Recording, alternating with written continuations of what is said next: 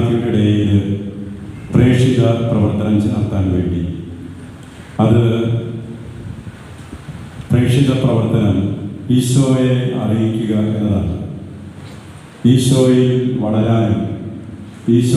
വളരാനായി മറ്റുള്ളവരെ പ്രചോദിപ്പിക്കാനുമായിട്ട് തിരഞ്ഞെടുക്കപ്പെട്ടവരാണ് KCSL സംഘടനയിലെ അംഗങ്ങൾ.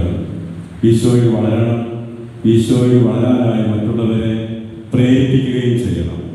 സ്വർഗത്തിൽ നമ്മുടെ പേരുകൾ എഴുതപ്പെടുക എന്നതാണ് പ്രധാനപ്പെട്ട കാര്യം. അതിനുവേണ്ടി നമ്മുടെ സ്കൂളിൽ പ്രവർത്തിക്കാൻ വേണ്ടിയാണ് KCSL അംഗങ്ങളായിട്ട് നമ്മൾ മാറുന്നത്. സുവിശേഷത്തിൻ്റെ മൂല്യങ്ങളോടുകൂടി നന്നായി പഠിച്ചു വരാൻ വേണ്ടി നമ്മൾ